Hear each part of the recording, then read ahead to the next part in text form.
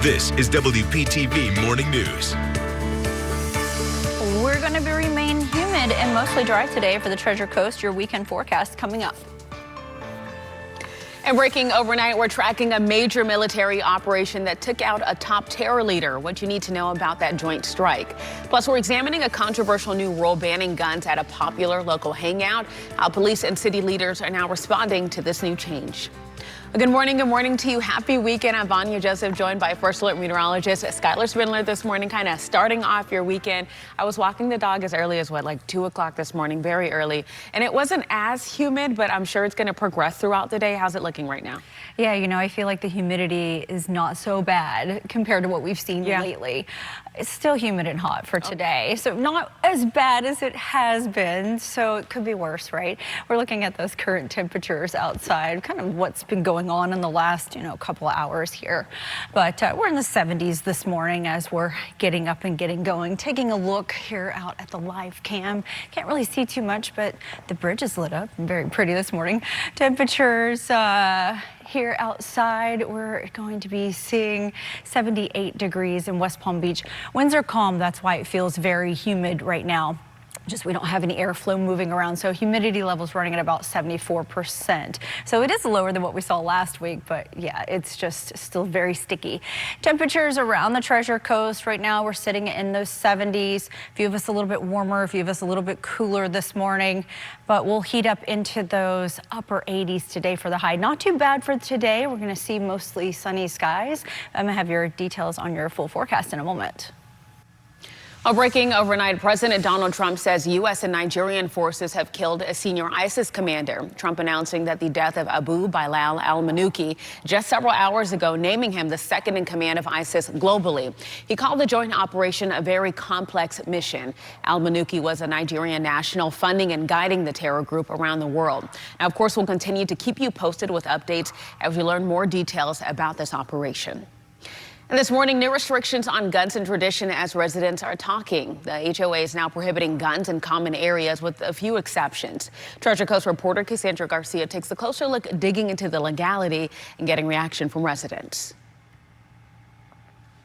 I'm Cassandra Garcia at Tradition Square, one of the places where the Tradition Community Association now bans firearms, whether carried openly or concealed.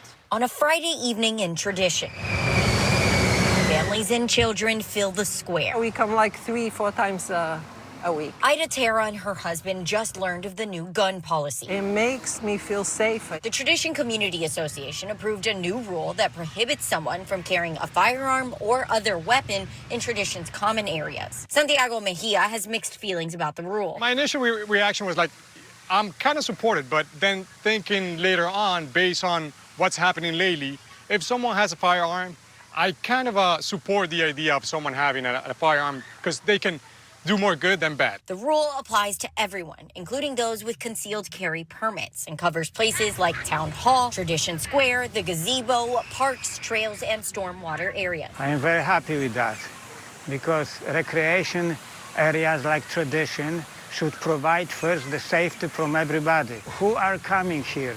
The family, young family with kids. The Tradition Community Association says its bylaws allow them to set and enforce rules in their area. But Port St. Lucie Councilman Anthony Bana calls the move an infringement on Second Amendment rights and plans to fight it. Port St. Lucie police say they enforce state law, not HOA rules, and fully support constitutional rights. They add these new policies aren't criminal violations and won't be enforced by PSLPD. Meanwhile, residents like Mejia hope to see the resolution refined. Maybe they can maybe walk it back and say, okay, if you have a permit, just have it, but conceal. Cassandra Garcia, WPTV News. We're also learning about a major safety boost coming to the historic northwest neighborhood of West Palm Beach. The area is a top target for redevelopment, and now city leaders plan to increase patrols and keep a closer eye on businesses and their properties. I'm Kayla McDermott, your West Palm Beach reporter, learning about how city leaders are increasing patrols and investing in new technology to crack down on crime in an area under major revitalization.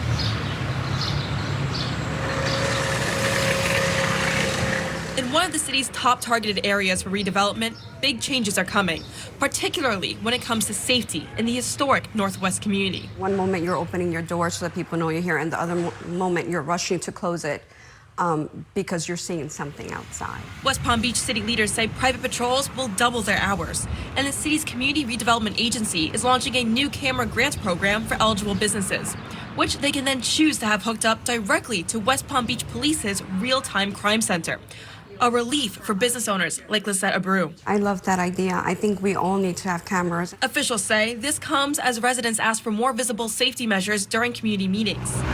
But I'm gonna make a suggestion that we start a task force to address certain things in the Northwest. I really want to do it. I really want to apply for it. Dr. Marie Laurent tells me she hopes she qualifies for the cameras since her clinic has been targeted twice in just 6 months.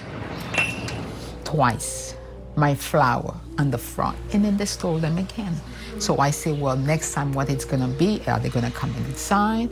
I'm really worried. The city says 4 surveillance cameras can be installed at no cost and are investing $120,000 with plans to fund at least 40 camera installations this year. It's a prayer answer, to be honest with you. I'm told the first round of grants are being approved this month. In West Palm Beach, I'm Kayla McDermott, WPTV News. Listen to this. Palm Beach International Airport will officially become Donald J. Trump International Airport on July 1st. We're also learning the airport's PBI code will change on July 9th to DJT. The FAA says that it'll update its charts and databases to reflect the new code.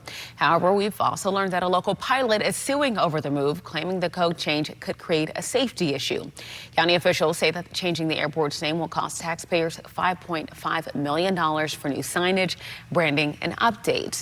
And the airport's name change comes as we're learning PBIA is experiencing all-time passenger highs with nearly 9 million passengers just in the last year. That's a roughly 20% increase in volume in the last 3 years. Right now, 13 airlines fly out of the airport with a nonstop service to more than 40 destinations. And there's also an ongoing construction to Concourse B with plans for expanded seating and new restaurants. The county's director of airports says long-term planning includes a runway extension to keep up with demand. That project is likely more than a decade away from completion, though. An illegal battle over Florida's new congressional maps is now in a judge's hands. Voting rights groups are demanding the plan to be blocked before the midterms in November. They argue the map violates state law by weakening Democratic voters. State leaders now pushing back. They say the court should not freeze the map before a full trial. Plaintiffs and Florida voters will face irreparable harm if the 2026 election goes forward under unlawful districts. There's no need to rush in this instance either.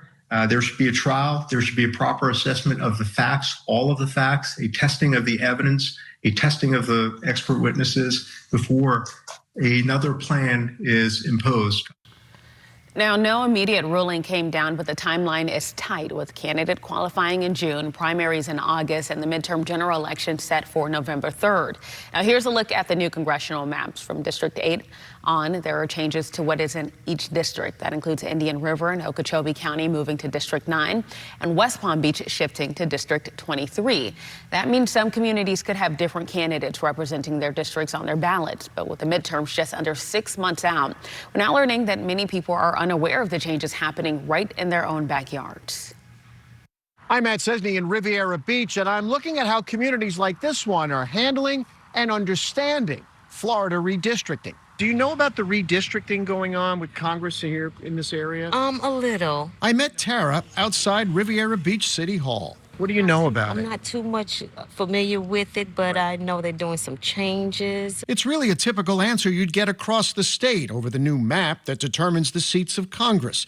Professor Susan McManus of the University of South Florida told me about it. Some of the most Democratic districts, parts of them were peeled off into areas that are more Republican so that you could get a Republican seat. Those changes led to one college student, Sammy Brown, to turn to Facebook to tell people. Especially when our district, the district that was once represented, District 20, is now being shrunk all the way down to Broward County. Brown says changes to congressional seats can affect things like appropriations and federal funding for infrastructure and capital improvements. representatives, one representing the coastal community of Singer Island, which is part of Riviera Beach, and then over on the mainland across the bridge that represents the rest of Riviera Beach, which I think is District 23, and then the other district is that Singer Island area. It really isn't that much time to understand all this redistricting in Florida. The primary's in 3 months, the election is in 6. In Riviera Beach, Matt Stesney, WPTV News. And Florida is one of the several states where lawmakers decided to redraw the congressional maps. Political experts predict Republicans will gain seats in the states in red, while Democrats will gain seats in the states in blue. Capitol reporter Forrest Saunders has been staying on top of all things redistricting in Tallahassee for months now. You can see his reporting on our website, that is WPTV.com. Well, coming up, we're listening to your concerns about a new nature park planned in Palm Beach Gardens, what city leaders plan to do before construction starts. Plus, sorting through who could get paid after Comcast agreed to a major settlement tied to a data breach, and what you need to know if you received a notice.